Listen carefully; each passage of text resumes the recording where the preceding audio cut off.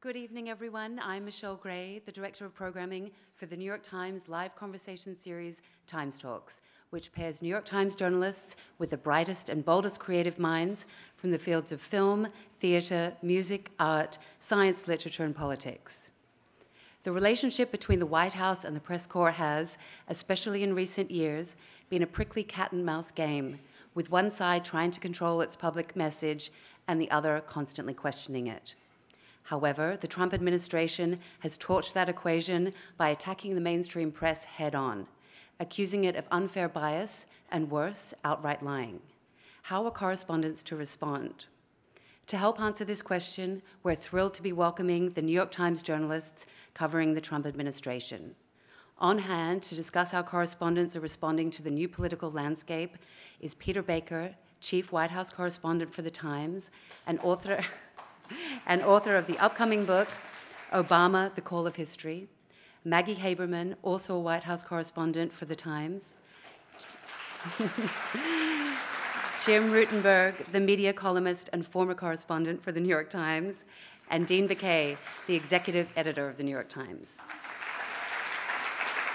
Please join me in giving a very warm welcome to Peter Baker, Maggie Haberman, Jim Rutenberg, and Dean Baquet.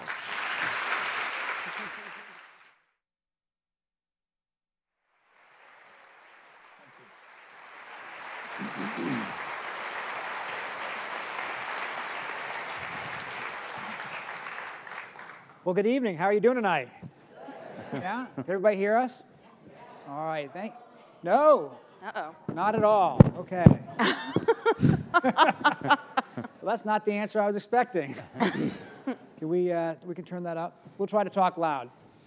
Well, thank you guys for joining us tonight. We really appreciate it. We feel really bad that you're here during such a slow news period. There's not very much to talk about. But we have a fabulous panel here tonight. I am very honored to be partners with Maggie Haberman, the best White House correspondent in the business today.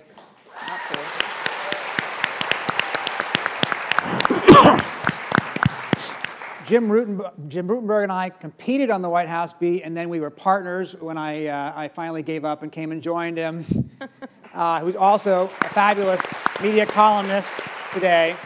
And of course, Dean Baquet, our fearless leader, who is leading us through a very, very tumultuous but fascinating and important time in journalism.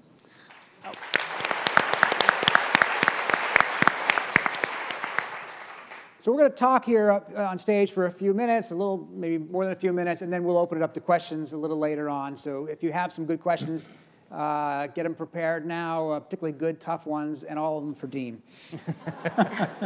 I'm going to start in that vein, and mind you, he pays my salary. But Dean, today at the White House, from the podium, Sarah Huckabee Sanders, who's the principal deputy press secretary, had a few things to say about what she thinks of the quality of the coverage of the White House. She singled out the New York Times, and she made clear that she thinks that a lot of coverage that we and our colleagues have been producing is fake news. I wonder if you could talk a little about that. Sure. Is this fake news? And what do you think when you hear that? Is that different than you've heard when you've been editor in the Washington Bureau Chief and as managing executive editor? Is it different than you've heard from the White House? It's completely different. Excuse me. It's completely different. I think the strategy of this White House, unfortunately, is to undermine the institutions that are supposed to question it. I think when they say that, it's because they want people to not believe our stories. By the same token, they want people to not, agree with the justices the judges who disagree with them. I think it's clearly a strategy. The test for us is to essentially not fall for it and do our jobs. Our job is to cover them fairly and aggressively. Our job is not to get mad when they say that. But there's no question it's a strategy designed to undermine. There are only a handful of institutions in the country that have the job of asking hard questions of the White House, and we happen to be among them, the press. There are times, right, when we get it wrong. In fairness, sure. These are tough stories. Sure. We have good reporters. I think we have a great process, but we do get them wrong. What happens when we get them wrong? And what do you think about that in terms of how we maintain and preserve and build on our credibility with the public? My view is when we get it wrong, you correct it right away. you own up to it. There is nothing more difficult than putting together a daily news report. It is inherently flawed. It's a bunch of people working against extreme deadline to cover not only the White House, but the world. And in the digital age we live in, to explain the world to you in real time. And we make mistakes. And if we don't admit that, we're lesser for it. We make mistakes, we should own up to them. We should apologize when it's necessary, because it makes us stronger when we get it right. I will say, though, that most of the time, and this is a remarkable tribute to journalism, most of the time we get it right. You have, you've heard the complaints about the New York Times from the right and the left, and I don't mean to make false equivalences, but we do get it from both sides at different points. When you look back at last year, what do you think about the campaign coverage? What did we get right, and what would you, if you had a chance to do it over again, do differently? I think what we got right, and I'm using the royal we, referring to the whole of the press. I think what we got right was asking hard questions of Donald Trump. I mean, people are rewriting history when they say we didn't, but I edited a story months and months before the election in which women described on the record how they felt mistreated by Donald Trump. That was many, many months before the famous Access Hollywood tape emerged. We were the only news institution to come close to getting anything of his taxes. So I think what we got right is we asked hard questions. I think what we got wrong was we didn't quite realize how much anger there was in the country. That's a hard thing to put your finger on. We actually published a series called Anger in America. But I don't think we quite understood, and if you look back, the signs were there. The signs were there with the emergence of Bernie Sanders. The signs were there with the emergence of Donald Trump. The signs were there for the Republicans with a complete rejection of the most traditional Republicans. I think the country was really angry at the elite. That included us. And I don't think we quite had our finger on it. And I'd like to remedy that. It's hard to capture those huge historic sweeps that way when the country is so angry that it rejects its norms and its leadership and its usual traditions. But I don't think anybody quite had a handle on that. And if I had to do it over again, I would have been all over the country even more, and I would have tried to understand that better and more clearly.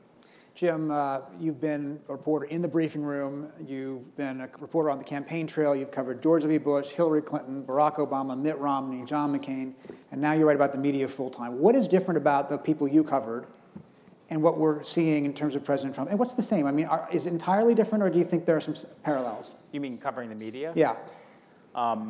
Well, what surprises me, I was going to make a joke about liars out there. No, but feel free. No, not, it's okay. Nobody's paying attention. But I think that for me, the crazy thing was that the job didn't change, right? Like I was on the last political campaign. I was covering politics. I switched into this job kind of the start of this campaign, and I thought I'd be writing about Facebook and Twitter and cable television and just the changing media world. And it's like I never had to change jobs because the hottest story in media is Donald Trump. Mm-hmm. And what I found was I was studying before I started the column and what's driving the media now and its clicks and its ratings, and all of that was just perfect for the Trump campaign. And so there was no real shift in a weird way because it's all part of the same mix. Politics and media are one. And that was, to me, why Trump was this amazing media story, and he continues to be. Does it ever go back? I mean, have we changed something in a fundamental way in terms of the relationship between the person in the White House, people in power, and the media, and between the media and our public, which now sees us increasingly, it feels like, through a very sharp and often partisan lens? I mean, that's the thing that keeps me up at night is, does it ever go back? Because it's so bad right now. And, we as the press have to deal with this. We see the polls that we're not trusted as generally the press. We're not politicians, so we're not about running to change our poll numbers. And so there's a lot of pressure on us. At the same time, there is a campaign to discredit us, as Dean wisely noted. Everything he says is wise. And so that to me is really, really dangerous when the rhetoric hits this level that I've never seen in my life. I don't think any of us have ever seen. Well, Maggie, we call Maggie the Trump whisperer. She has a sense of this. Behind her back, we call her that. We call her that because Maggie understands Trump better than any reporter I know. She has covered him for years as a New York reporter for 2 other newspapers that she'll remain nameless. And she knew him before he became a presidential candidate, before he became president of the United States. How is that different? How is he different with you, with us, with the media than he was back before he was a candidate? Has that changed over time? Well, I would say he would take issue with your description of anyone as the Trump whisperer, Sure he for would. one thing, because there can only be one subject matter expert on Donald Trump, and it's Donald Trump. Yeah. So if you bear that in mind.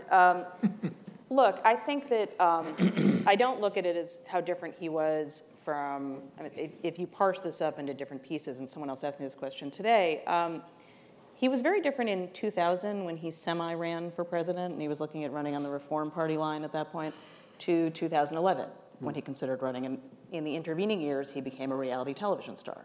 And that's actually really important, because I think, to your question about what we missed last year, the thing that I think I missed, and I think that the royal we, as our fabulous boss would say, is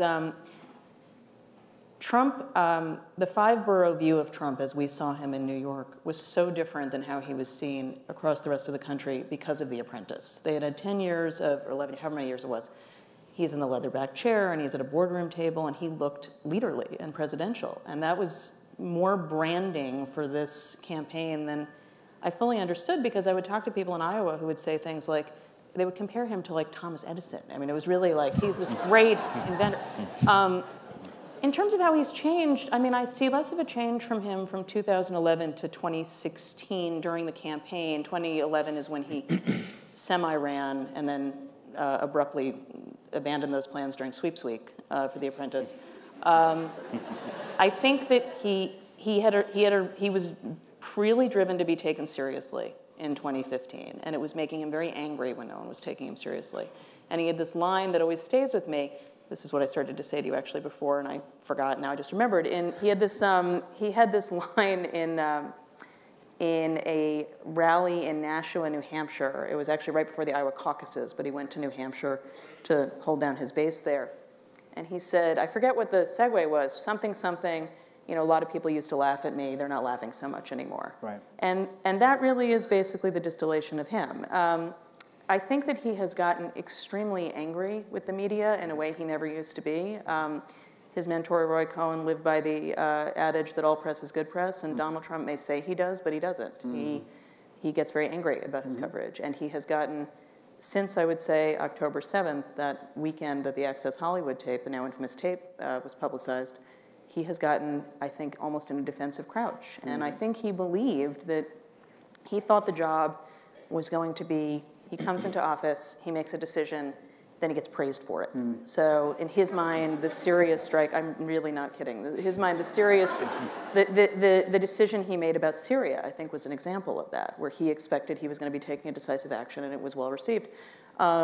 Pretty universally, you know, he felt like he had waged this campaign that nobody took seriously, that, you know, from the very beginning, and he defied various odds. And he couldn't understand why he wasn't being acclaimed for that. And so I think that he has gotten progressively angrier, and I think the job is vastly different than he thought it would be. Let's sharpen that a little bit. You say he's angry. He's angry at you, too, right? And sometimes more you maybe than some others. And yet somehow you have talked to him individually, on the record, off the record, in whatever capacity, more, I think, in 4 or 5 months than I spoke with the last 3 presidents combined. He talks to you. So what is that about? I think that if you look at his, the way, everything with him is sort of an open-ended negotiation. I mean, he's about deals, right? So everything, I used to say to people that he was trying to sell me. So I remember one of his campaign aides, Sam Nunberg, in the spring of 2015 called me and said, Trump is going to declare on June 16th and we want you to break it. And I said, no. And he said, why? And I said, because I'm not doing this again, like I did in 2011. Like, you know, you have to actually run. And we had all assumed that he was not going to run because we assumed he would never want to release his taxes, which it turned out he didn't have to. He got elected without doing it. We didn't think that he would file an FEC disclosure about his wealth and his holdings. And so I said no, and Sam said, well, you just come and have lunch with him. And so I came and I had lunch with him, and the whole time Trump was talking about how much money they were going to spend in South Carolina and this and that. And he looked at me at one point, and there was clear frustration that I wasn't sort of taking it seriously. And he was selling me, and he's always selling. So he doesn't talk to me because we have some deep relationship. It's because, frankly, it's because the New York Times holds enormous fascination for him, just, outer borough real estate guy who always wanted to be taken seriously by the elites and was not. I think, he knew me from 2011 and then some before that from the New York Post. And then I think he just wants to see if he can convince me of something. Right. With Bill Clinton, we would say he was trying to seduce his enemies, people who he didn't like him. He would gravitate in the room toward the person he sensed really didn't like him the most, and just work that person until he could finally turn them over. And in fact, by the way, he had. I'm not saying that is my view of him, but I agree with you. He worked on people like Bob Dole, who he ran against, people like Chris Ruddy, who wrote books. That's right. Trashing him, Richard Mellon-Scaife, Robert Murdoch. So Dean, you've heard as a bureau chief and as an editor from other White Houses in the past, please don't run the story, you guys are being dangerous. The Bush White House accused you almost of violating the Espionage Act. Not you personally, maybe, but all of us.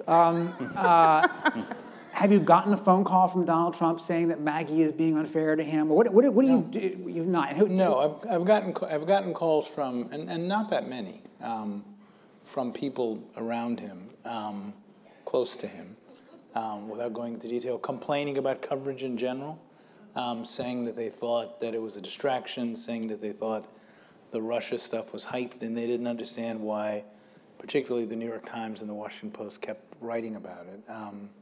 If I could go back to one exchange you and Jim had, I think on the question of whether it goes back, I don't think it does go back.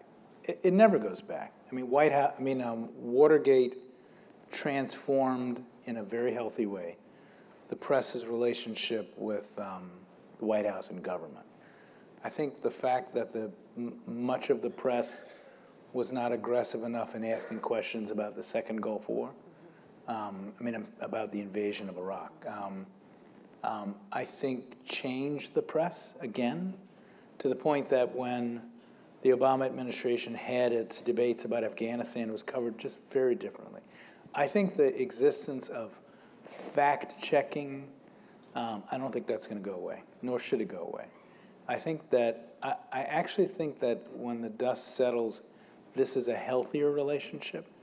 I think the relationship where the press regards itself as questioning and tough feels to me like the right way, but fair, feels to me like the right way to do business. I don't think it goes back. And I actually would argue that each of those changes, and we also slip. I'm not, as I said, you got to be honest about your mistakes. We also slip, we'll slip again. But by and large, I think each time we're challenged, we sort of affirm our relationship with power, which is that we're supposed to ask hard questions of powerful people. And I think that's okay. Do you think we asked hard questions of Obama? And I ask that because what you'll hear from the people on the right, of course, is that, well, you guys, were in the tank for him. You never asked him tough questions. You're only doing it because Trump is a Republican. We did. I was the Washington bureau chief for the tail end of the Bush administration. By the time I became Washington bureau chief, the Bush administration pretty much had stopped talking to the Times. I would say I got more complaining phone calls from the Obama administration than I ever got from the Trump administration. And I was a reporter, an investigative reporter during the Clinton administration. And I would say the Clinton administration was really sensitive about the New York Times. I think we were tough on Barack Obama. I think, if we're being honest, I think Donald Trump has done more stuff that's worthy of questioning.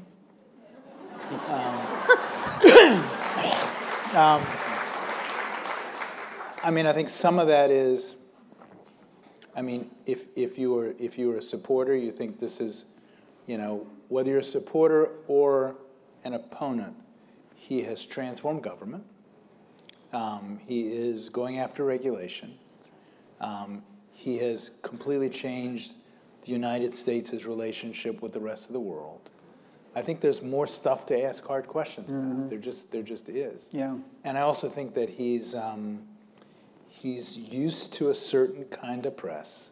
I think Maggie hit it. I think he is a guy who grew up in the world where he was covered by the tabs, and could leak and manipulate his coverage. And now he's in a world where people are asking him the kinds of questions that he's probably not used to dealing with. Yeah. That's right. When I was at Page 6, it was like we had a bat phone that Trump would just yeah. call. A source close to Trump? Right. Okay. And that source was John Donald Bannon. Trump, right? Right, exactly. I would say that the angriest I ever had a White House at me was actually the Clinton White House. Even to this day, I have not had anybody in this White House or any previous White House yell at me the way they did in that White House. I mean, there was one time I was in a deputy press secretary's office in the White House, and he was screaming at me about some story we had run that day in the paper. It was, not surprisingly, about Monica Lewinsky. It wasn't even my story, it was somebody else's story, and he was just screaming at me. He says, and if you don't understand that, then we have nothing else to talk about. And he stands up and he storms out. And it's his office. I'm left behind in his office. Hey, what's that's going on? But this is why it's so important. I mean, you are, in fact, the most important White House correspondent, and among the many reasons is you have a great historical perspective on this, because a lot of what we spend time hearing now from this White House is you guys never treated anyone this way. It's so unfair what you're doing to us. These questions you ask us, the way you talk to this president. And some of So Peter, how is it different? You've covered, you've written how many books about presidencies? The fourth one is out there tonight. Thank you very much, Dean, for the plug. It's on sale right in the lobby. It's called Obama: A Call of History, and it's. So how is this White House different?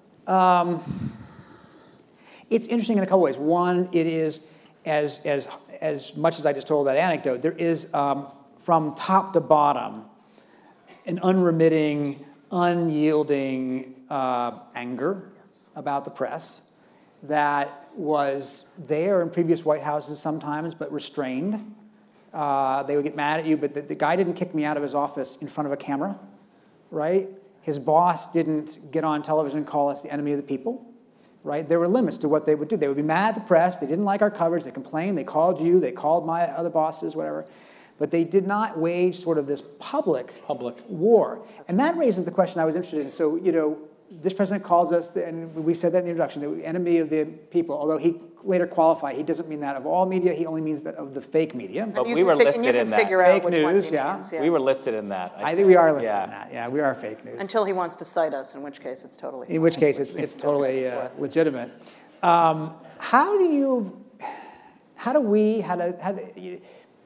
We are not in the opposition, right? Steve Bannon and the president can call us the opposition, and I get why they do. It's a strategy. Sure. The Democrats are weak.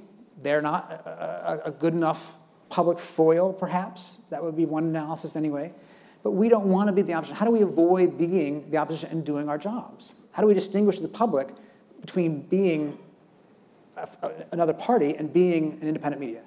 Well, that's the thing that, to pick up on Dean's answer about does it ever go back, the one, I'm going to call it a problem, but it just is what it is every time he lies, you have to point out it's a lie. And there's a part of this country that hears that as an attack. That's right. And it comes off as an attack. And that's a conundrum there's no way around it for us. To Dean's point, like we're way past the days of, on the other hand, on the one, kind of balancing the false equivalence debate that we've had is over.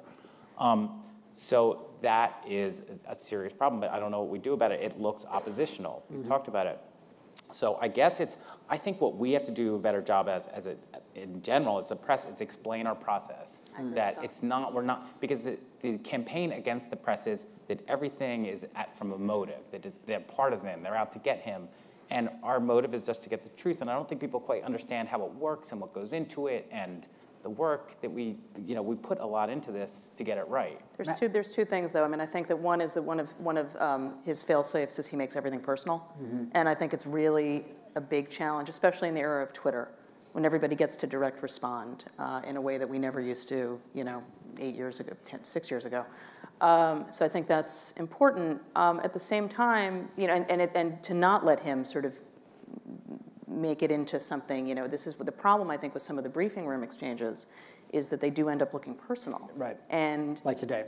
Like today. And that, I think, is something that... That one they had on camera. That one they had, they had that one on camera because they also got to talk about CNN, and so it served their purpose. But so I think that's one, but I think the other issue, and I was thinking about this as you were just talking about, I'm sorry, I'm trying to talk to the mic too, explaining our process. I think it's also really important as we do that to bear in mind that this is a White House that is operating with, it's not just different rules, it's really no rules. And we have to be pretty real about that with ourselves. And I don't know what the answer is. But well, and the thing I worry about, and Dean, I mentioned your thoughts on this too, is Twitter has been his megaphone. We can use it as well, but we have a different, that's right. The MO is not the same. Yeah, we have a different goal. And Dean, I mean, like, I think we probably talked about this, but I know what Maggie's going to write on her tweets. I know what my other partners are going to write on their tweets. But we are a newsroom of 1,300 people. Yeah.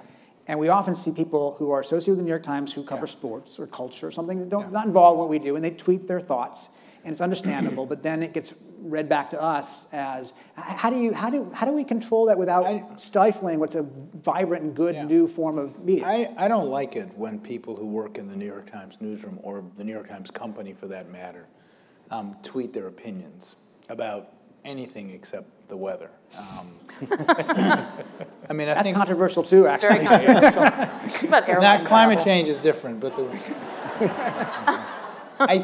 I think, and it is stunningly hard to police. I mean, I've had weekends when I have, taken a couple hours, seen stuff, and written notes to colleagues saying, cut it out, call people. I've had people tell me it's my free speech. It really isn't. I mean, our power as an institution comes from the fact that people believe that we are trying to show some sort of fairness. I'm not saying balance, because I'm not quite sure. I think that's a complicated term these days. Some kind of fairness. Have friends who write for The Nation who would say that we work too hard at it, and I would argue that the reason our three-part series on Donald Trump's finances has more power than theirs is because people believe that we have a set of systems and a set of values where we really aspire to fairness. And if I am going to employ a couple of dozen investigative reporters in the New York Times newsroom whose job it is to understand the relationship with Russia, whose job it is to understand the effect of regulation, whose job it is to ask hard questions about all of that stuff, I do not want their work to be undermined by somebody who, over a glass of wine randomly sends out a nasty tweet about Donald Trump, thereby supporting the people who think we're just out to get him. Did you tweet? I have tweeted once, and it was about a novel. I just can't. Do you have a picture of yourself, or are you an egg? No offense. That's personal. Yeah. I'll ask you back in the green room. Jim, do you have rules for what you do on social media? As a columnist, you have a little bit more leeway. Yeah, I do, but I'm very conservative on Twitter, very conservative. Because also, I've been in your guys' position, and before Twitter, when a colleague spouted off in New York, I remember that I dealt with the consequences dealing with the White House. So I'm super conservative. It means that my followers suffer. I mean, Twitter, the thing about Twitter is it rewards sharp opinions. Correct. It rewards confrontation, and it rewards meanness. Mm-hmm. It just does. Correct. So I'm going to have not that many followers, but I'm not as comfortable. I think, I love it. You guys tweet. I have a lot of followers, by the way. If you yeah. All right, give me the executive editor title for a week, and let's see how that goes. So, but anyway, I don't want it, actually. But you guys can lean into it, and you deal with the consequences, and you know where the line is. I don't want to play with that line, especially because I want to be a fair arbiter as a media columnist of media, so I'm just super careful. Yeah, I got called on carpet by our former public editor on television for a tweet that I thought was pretty basic down the middle, and it was perceived not to be, and it sort of was a lesson, okay, even I was actually tweeting a headline from our paper. It wasn't something, a personal opinion. So it can be misinterpreted so easily. That's the problem. It's 140 characters. It's there's right? no nuance. There's no. And I say this as somebody who routinely wanders into that dark alley and regrets it, but and makes plenty of mistakes on Twitter that my boss doesn't seem to have mentioned. But it is increasingly diminishing returns. On Politico magazine today, and I disclosed my conflict of interest. It was formed by somebody close to me, but the article that it was ran today was about partisan media, and the idea was nonpartisan media is over, thank goodness. We've always had a history of partisan media. What's wrong with that in our country? What's wrong with that in our country? Why shouldn't there be a newspaper for liberals and a newspaper for conservatives or people in the middle? Boy, I guess this is where I'm going to show my old-fashioned and my age. I think that there is tremendous value to having a place where when you pick it up, and you know, in whatever form you pick it up, where you were just learning what happened in Syria, and you're just learning what happened in Afghanistan, and It's okay, you can clap. Yeah. and you're not questioning whether the reports from Afghanistan are slanted to support, you know, one side of the debate or another. Right. I think those issues are just too important to only present one side. I think that, by the way, that does not mean failing to draw a conclusion.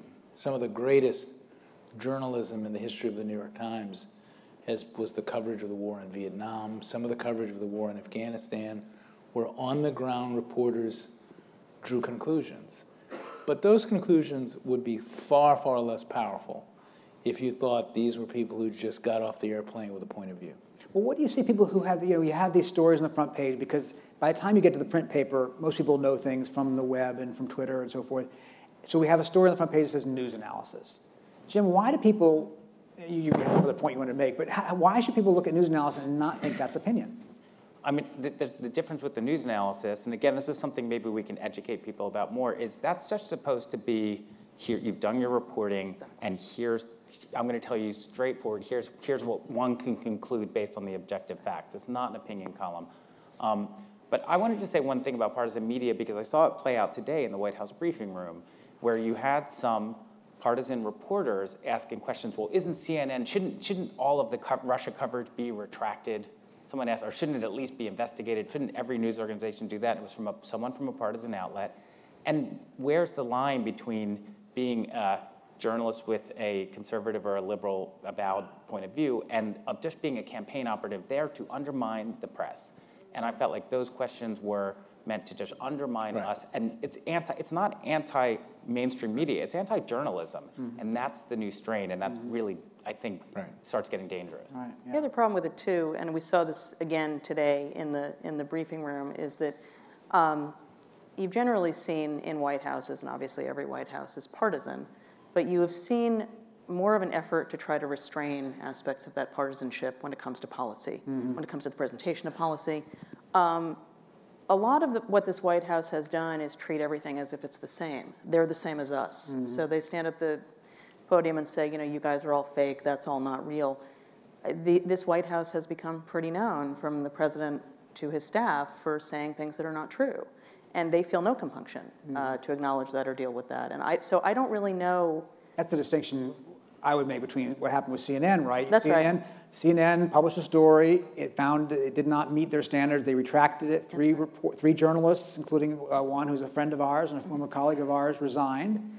And there's responsibility. They're taking responsibility for what they did. And what we have not seen, right, from the podium at the White House is them do that. And to Jim's point, I mean, that's where partisan media is a problem, is that it gives cover to that kind of a thing. It suggests that, you know, it suggests there is more sort of noise out there supporting how the White House is doing something, when in fact the White House has not really acknowledged its own responsibilities Yeah. on a lot of these issues. Some of these briefings now, people might be confused about what's happening. Some of these briefings now are not on camera. And suddenly you hear the disembodied voice of Sean Spicer or Sarah Sanders playing out on your television. Right. And you had a courthouse sketch artist, I think, from Right. CNN on Friday just to, That was really something. yeah. So can I ask a provocative question Yeah. of the three reporters? Should we cover the White House briefings? Well, this is the question I was going to ask you, right? Okay, so We can all answer. this is, well, I was going to ask a question. I'll try to give an answer. That's why I beat you to it. Here's the problem. You knew I was I gonna- figured you were going to He wasn't He's going smart. He spent too much time with politicians. Here's the problem, right? So you hear people say, well, you guys should all walk out, right? You should walk out and protest. First of all, there's what Jim just said. Half of them, not half of them, X% of that room are in the tank for one side or the other, right? And they're not reporters in the conventional, traditional sense.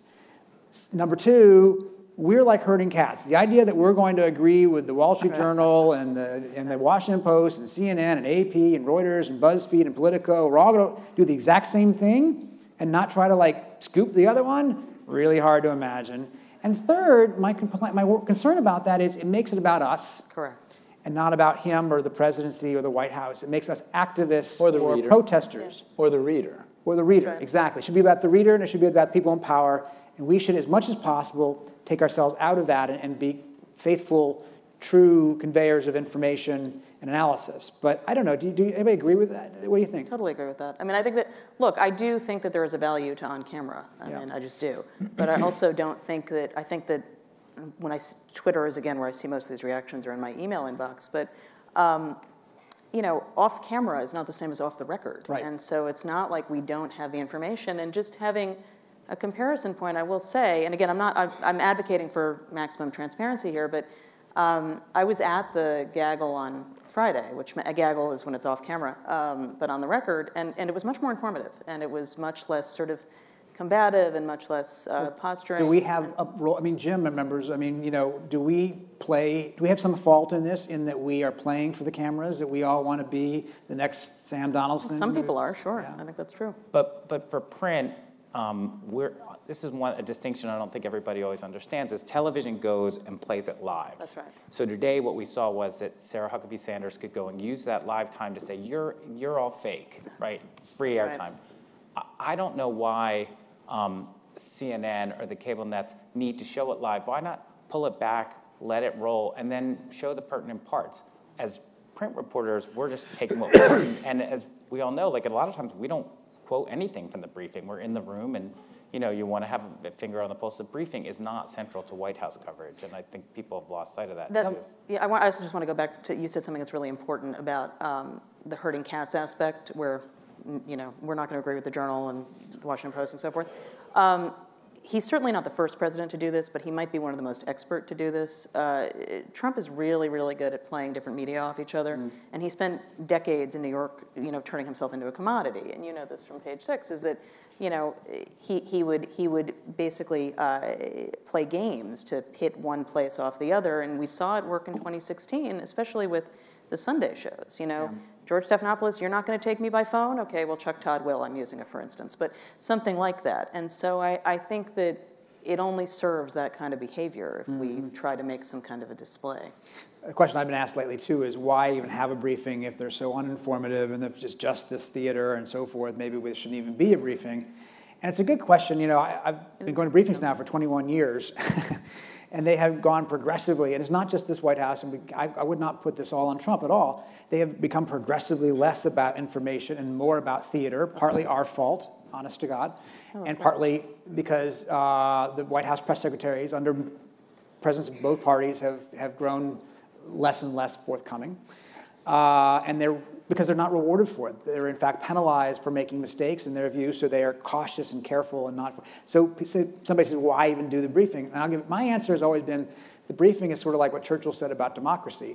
It's the worst possible system except for all the others, right? Which is the briefing is terrible, it's not informative, but can you imagine a situation where the most powerful person on the planet does not have to, on a day in, day out basis, have his spokesperson answer questions or not as he or she chooses on the record so that we can pose questions they don't want to hear. If we just call them up on the phone, and Dean knows this, they're going to say, oh, on background this or on deep background that. You can't quote me, but here's the answer to your question.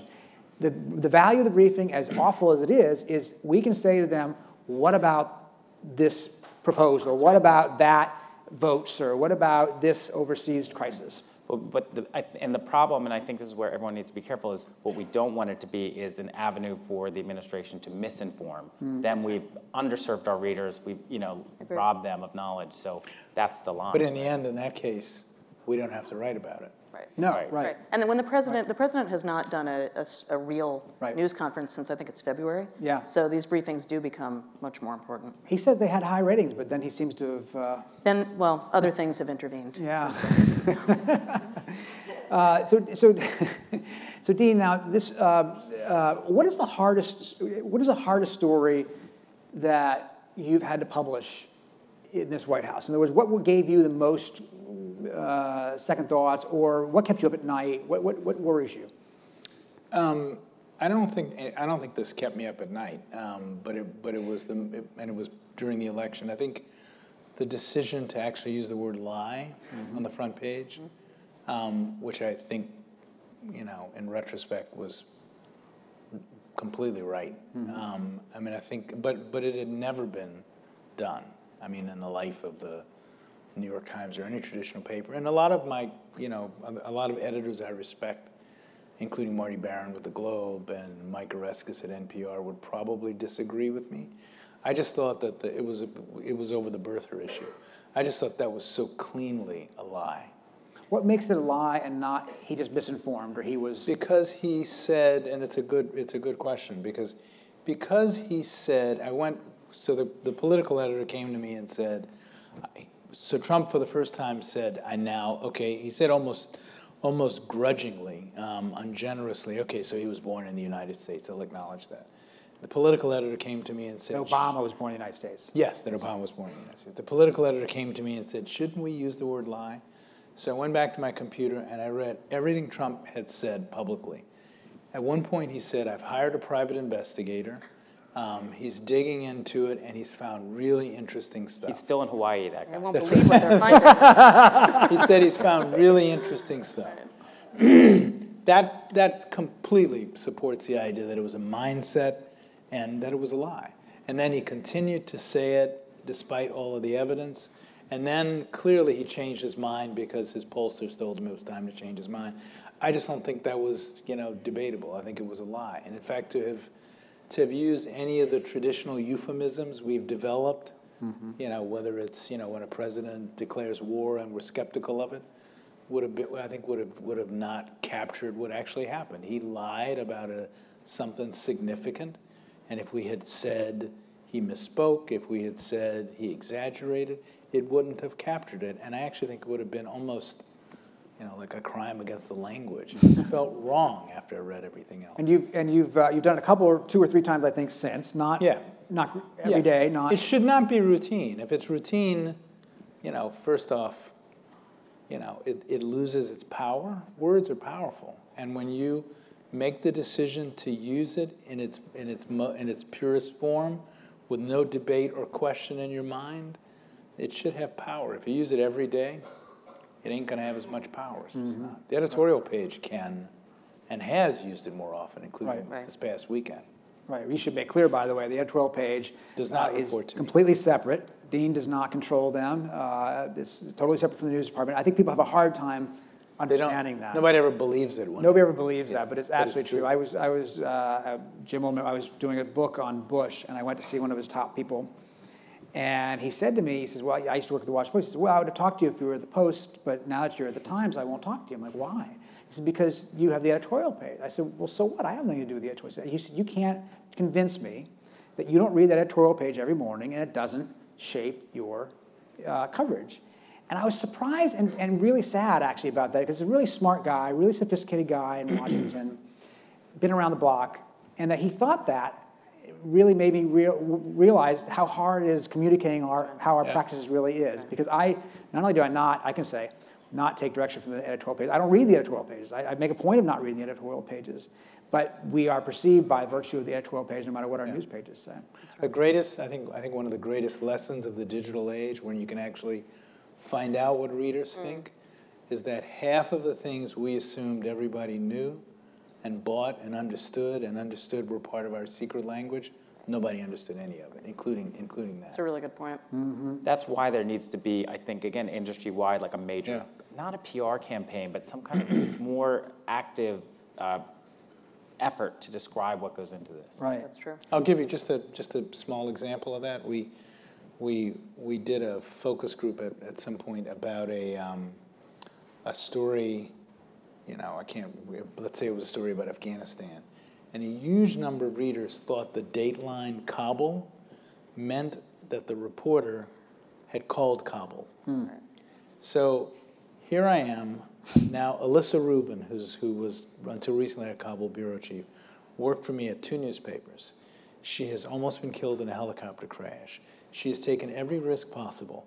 And what I just learned was the hundreds of times we put that goddamn Kabul under there, people thought she was making phone calls. From New York. So my view now is we need to figure out a way to let people know, because it not only tells people, it not only tells people that we're one of the few institutions in Afghanistan, it also tells people you can actually believe Alyssa Rubin. She's not somebody from Breitbart who's sucking her thumbs, making stuff up. She actually is in Kabul watching war and writing about it. So. Right. Well, we have about 20 minutes left. I think we're going to open it up to questions from the audience. We also have some questions from our viewers on Facebook Live.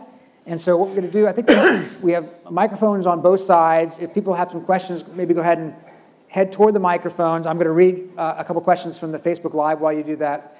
Keep in mind, please, let's keep our questions short and make them questions rather than speeches. Ann Quinlan McCabe asks, why do you think that no matter how many lies Trump has called on, there are so many that don't think he is lying? It's a really good question. I was at his rally in Iowa, and I don't have a great answer for it. I was at his rally in Iowa last week, and the uniform comment that I got from every voter I talked to was, when I would identify where I was from, they would say, you should be fairer to him. What about Russia? That's a distraction. I like what he's, the Democrats are stymieing him. But it was literally as if you were taking what his Twitter feed says or what Sean Spicer has said, and it was just being echoed back. There is, I think there's a lot of reasons for it, but as we know, there is an enormous distrust of the media. I think that a lot of what we have seen is everything has become noise for a lot of voters. We've been branded too, right? That's right? Like the fake news media, the lying media. So whatever we say by media. default is now. This is a great follow-up question from Richard A. Wachter. Do you take responsibility for feeding the anger? Do we have a responsibility for that? Boy, that's a good question. Right. Let me think about it. I think if not understanding, I think there are people in America who think that there is an elite that includes us, that makes decisions, complicated decisions like NAFTA, with the assumption that they understand it and we don't explain it to them. If that contributes to the anger, I would say yes, but I'm not convinced. I think the country has changed dramatically. It's economic. Coal is not coming back. It's been transformed. Manufacturing is transformed. Retail is transformed. There's a whole generation of people who look at the phone that we think of as this great thing, and it's baffling to them. We are in a giant moment of change in American history, and it has left people behind.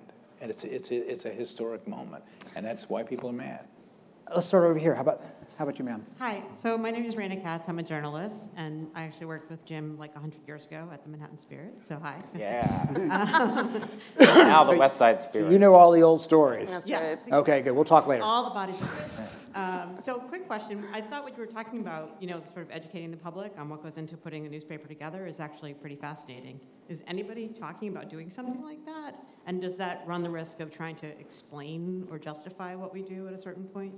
there's a lot of talk about this in journalism circles. They call it, what's that? Doing what? Putting Like educating the public. Oh, and there's something, you know, news literacy is what you hear. Yeah. So there is a lot of talk, but you're right, is it like, here's how we make the newspaper, children. It's not even a newspaper anymore. It's like a digital, living, breathing thing. But it has to, actually, I think it really has to happen, and maybe we have to take it upon ourselves within our pages to do more of it. Agree. How about over here? Good evening. Fascinating program. Thank you for doing this. I would like you to comment, if you would, on an observation that I've had, and I think at least it's been tacitly acknowledged here, and that it's so difficult to call, it seems that it's been so difficult in the press to call a lie, and I mean that across the press. Trump went through an entire campaign, lying, and it was reported as just simply, largely, that this is what Trump said, without saying, but it's not true. You can use the word lie, use some other word to describe that, but it seems at some point that did change. Why was it so difficult to start calling lies lies, or appropriate words to that effect? For one good reason and probably one less good reason. The good reason is we traditionally, and I think it's important, don't throw words like that around.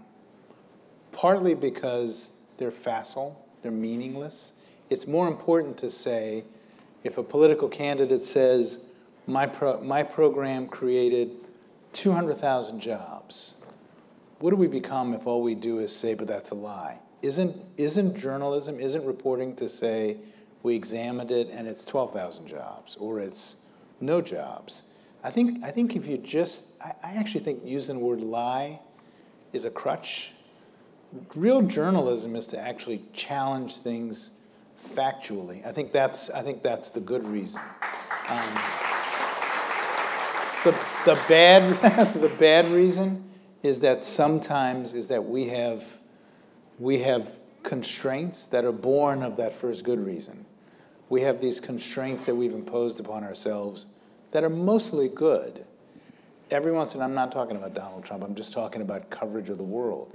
You can see it in the early coverage of Vietnam. You can see it in the early coverage of the civil rights movement. We have these constraints we place on ourselves that work 85% of the time, except when we confront a situation and it doesn't.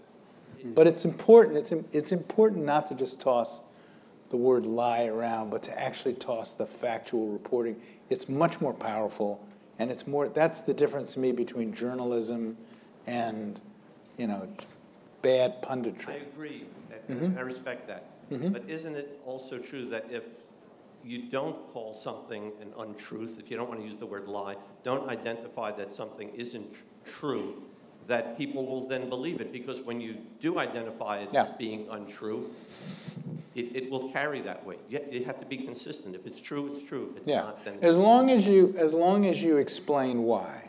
I think if you just say, politician X said Y and it's untrue, I think it's better to say politician X said Y, we've examined it, it didn't create the number of jobs he said. I think, isn't that more powerful in the end?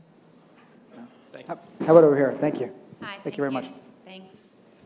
So to me, the elephant in the room feels a little bit, it feels a little bit like the elephant in the room is Fox News. And so I wanted to ask you, Brian Stelter just came out and called, the morning show an infomercial. And so we know that this is where Trump's getting a lot of his narrative. So I was wondering if you could talk a little bit about that. Like, I wish that there was, I wish that my voice could do more on that. So I wanted to ask you about that. And just second part to that is when we saw the advertisers sort of come out against Bill O'Reilly, that's when something happened. And so I was wondering if you could just also mention, your thoughts on the impact of advertisers and, people putting their money where their mouth is and how that. Well, Jim has covered Fox for years. Yeah, for 20. Jim, you go ahead. So that's all you, buddy. All yours. It's a complicated question and yet a simple question. Roger Ailes started Fox News with an intention to say that all the media is liberal, we're going to bring a different perspective and address a part of this country that's been forgotten by the media, which is still very resonant today. So part of that is starting out as it's a political statement from the onset, right? We're going to be fair, you're not. That's a political statement. Peter and I, Maggie, we've all worked with people at Fox News who are real journalists, and I think that some of their debates last year were among the best. Yep. What you have is that many hours of their day part are really, they're not news. And the thing that I've been hung up on lately is that they've become anti-news. Again, not anti-MSM. So Sean Hannity, who is saying things who said things on his show that one used to have to go out and buy a shadowy campaign ad to say in a presidential campaign. Right now, he just says it in prime time. There are sponsors. And he's saying, and he's attached to a news organization, kick the press out of the White House. This is anti-journalism. So it's something that we as a media critic, I have to grapple with. It has an effect. It feeds a filter bubble. I think the one thing that gives me pause sometimes is, again, that there are some fine journalists who do work there, but I would imagine that they must be rebelling every time someone on their network is saying basically things against the act of journalism. Can I address a piece of that? And, Yeah. and I agree with everything Jim said, including that there are some really excellent journalists at Fox who I think struggle with how everything gets painted with a broad brush, frankly, the same way we do if somebody sees us on an editorial that they don't like. I think that you are seeing a bigger dynamic here, and there's two components of it. One is that Fox is doing the kind of coverage that Trump is used to, that he was used to before he came into the White House, and so it feels really good for him, so he's pointing to it, because it's a symbiosis. It's not just that they're doing it, it's that he's promoting it on his Twitter feed, and it just sort of goes in a loop. The other is, Fox's owner, Rupert Murdoch, for whom we both used to work, has always, according to a lot of people close to him, has always wanted to be, sort of close in a mind meld with the president. He didn't have that with Bill Clinton, certainly. He did not ever have that with George W. Bush. And I think that Trump, with whom he really did not have much of a relationship prior to the White House, it was Jared Kushner who sort of brought them together. I think that he sees this as an opportunity. And so I think all of that is feeding it, but how you counter it, I don't know the answer. And by the way, he has that mind meld, he has. Oh yeah, no, it's very yeah. real. Is there any way to hold that morning programming more accountable, or is there? They do. Probably not. I would argue it's not our job. Right. Well, it's partly my job, right? Yeah, your job. But it is not. But it is not my our job. job. It's not his job. I mean, I'm just explaining why it's happening. Yeah. I'm not saying whether it should or shouldn't. Well, that actually leads nicely into this other question from Facebook Live. It says Adrew Shim. I don't know if it's Adrew or Andrew Shim, but he asks, how do we stop the manipulation and games this administration seems to feed off of? And I guess I would say real quickly that I think that it's not our job to stop anything. It is our job to expose or write or report on or inform readers about things, and they can decide that they're manipulation if they decide they are. And by the way, this is not the only administration that feeds off manipulation, just to be clear on that. I've covered 4, and I would say so far it would be, 4. Some of them are better at it than others, though, and more expansive at it than others. But I don't know, what do you think? In terms of? How do we stop the manipulation and games this administration? I think, again, what has been working the best has been just reporting stories, and when they end up being true, the manipulation stops. So you can say it's sunny out when it's raining, but when people see it's raining, it's raining. You can say that the Russian story is all a hoax, and we could talk about the tone or the intensity, but when your national security advisor can't keep his job anymore under the heat of real investigative findings and work, then that takes care of it. So, but again, it is not our job to stop anything. It really is just. If I can add one thing that underlies some of the questions whenever I say this, our readers get mad at me. I think we have to work extremely hard to make sure we are not oppositional to this White House. That's not our job. Yep. In fact, the problem with being oppositional to any White House is that if you look up at the end of a term, 4 or 8 years, if you become truly the opposition, you're essentially aligned with the next people who come into power, and that's that's death Yeah. for any kind of fair, aggressive journalism. Then you just become aligned with another powerful interest. So I don't want to be the leader of the opposition party to Donald Trump. I think that's the least journalistic construct I can imagine. I agree. How about here? Hi, my name is Risa Levine. You said that your job was not just to call lies, but to refute with facts, which is great if your entire audience is comprised of the Upper West Side and has the analytical skills and intelligence. We have some readers on the East Side too. I know some of them. But it's a national paper.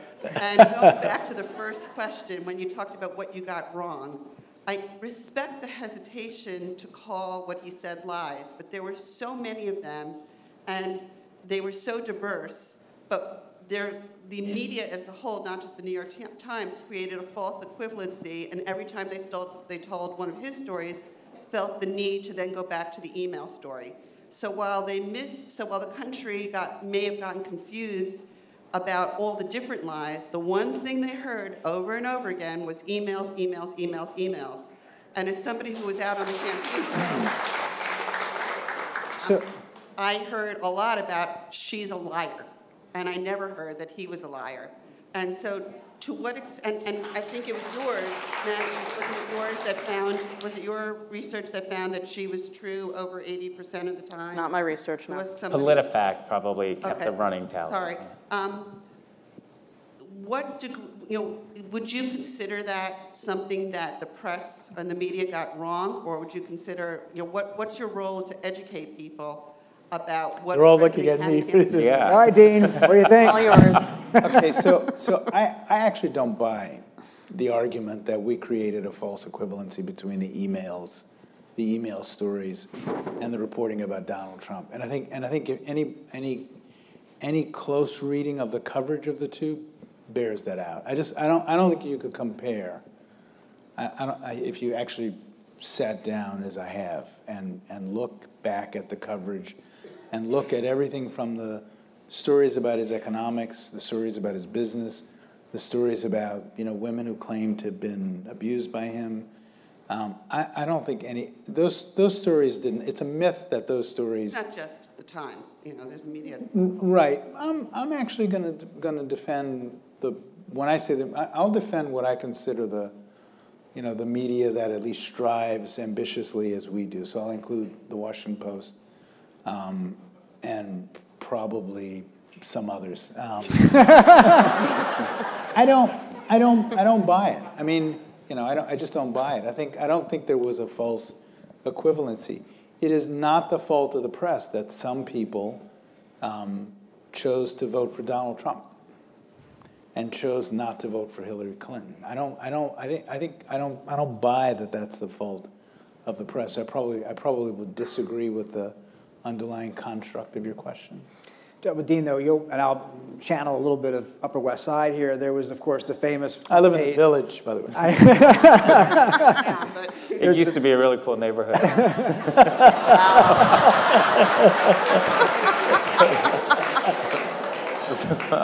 Mike, I'm in trouble. We're going to talk in the morning. A lot of people want that media column. You saw it here. You see what I'm dealing with? Live. Go ahead. So what you hear a lot from your more liberal friends would be, what about the front page near the end when the top half was on Comey's letter reopening, in theory, the look into email, and didn't the New York Times go overboard, blah, blah, blah. That's the one I think that people hold, and you see on Twitter even today. I get it, and I've talked to people about that criticism. But let's back up to that moment. Jim Comey, who the left now loves, by the way, launched an investigation. Or at the very least, the right now hates. Correct. But there was a significant investigation into the emails. The investigation was dropped. The whole Clinton campaign breathed a sigh of relief. It was seen as the turning point in the campaign. And then he came back X period later and said, I have to reopen it. I don't know how you cover that except not make that a big story in an election that at that point was close. I don't think you can get away with saying, I just don't buy it, so I'm not going to put that on the front page. How about over here? Peter, Maggie, I wanted to follow up on the earlier question about the word lie. To me, that's a factually false statement that no speaker could actually believe. I'm wondering if you guys have been putting in your articles, today Donald Trump lied about the size of his inauguration crowd, and just having that stuff sliced out and replaced with he made an unsubstantiated statement before it actually hits the paper. So you're asking if our editors are taking out bad things from our stories, is that it? Taking out the word and replacing it with, That would be me. Yeah, I was going to say, you're asking the wrong person. I mean, just to I don't want to dominate all in. What's more powerful? A newspaper, every other paragraph in every other story using the word lie. By the way, and sometimes you'll get it wrong, because lie does, the dictionary definition of lie does carry with it the notion that the person knows he's not telling the truth. What's more powerful?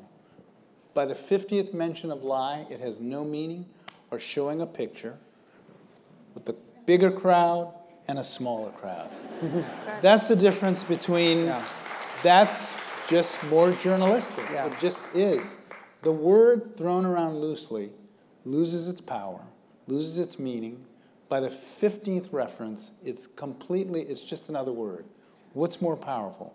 To lay out the facts and let people make some decisions for themselves, especially when the facts are so evident? I'm going to argue that the pictures that people saw of the differing crowd size was the most powerful argument, and you can make up your own mind. Yeah. That would be my I would say for the record, I'll let Maggie answer. For the record, no. Dean nor any other editor has ever taken that word out of my story. And I'm more conservative, frankly, on this than Dean is.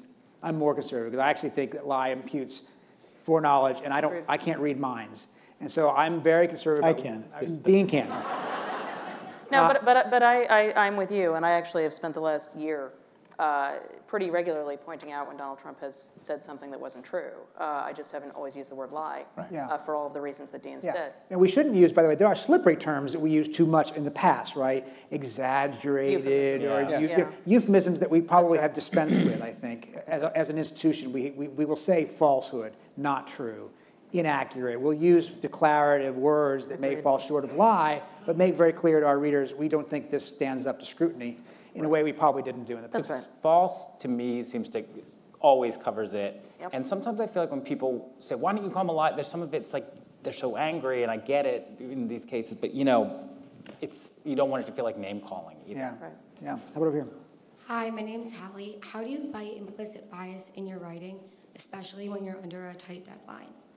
Especially when you're... How do you fight implicit bias in your writing, especially on a tight deadline? Great question. It's a very good question. I'll say, I'll take that one in the sense that there is no such thing as an unbiased person, okay? Let's just dispense with that right now. There is no such thing as objectivity in my mind. I don't know if Dean likes that word. I've long ago stopped using that word. Objectivity implies something that we can't possibly ever achieve.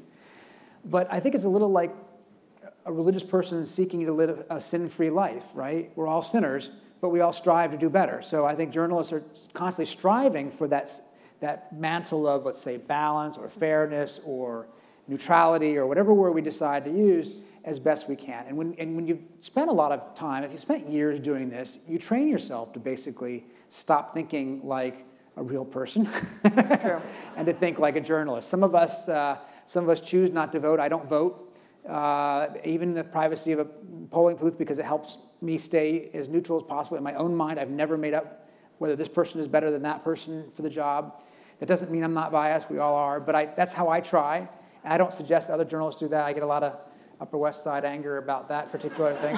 But no, I agree with that. I mean, no, that's it. I mean, I think that one of the things that I think is a little frightening about the environment that we're in right now is that the president's supporters and partisan media are trying to seize on any mistake, and all mistakes then become created equal. And sometimes, we make mistakes. I make plenty of them. I had in a story to the question of calling out untruths and how you describe them, I had a whole story where I repeatedly noted things that the president had said that were not true in his Iowa speech, and there was a wonderful correction I had to run the next day when I had wrong whether it was the first rally from, the inauguration or from when he won.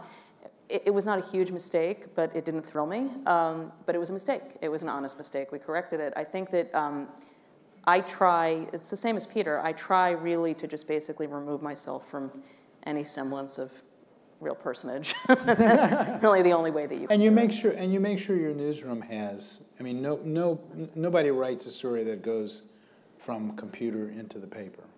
You make sure your newsroom has people who, to deal with bias, who question you. You make sure you have women in the newsroom who say, sorry, that's wrong. That's right.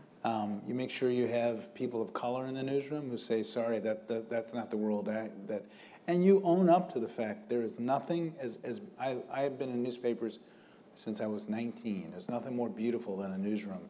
On the other hand, it is built to be flawed.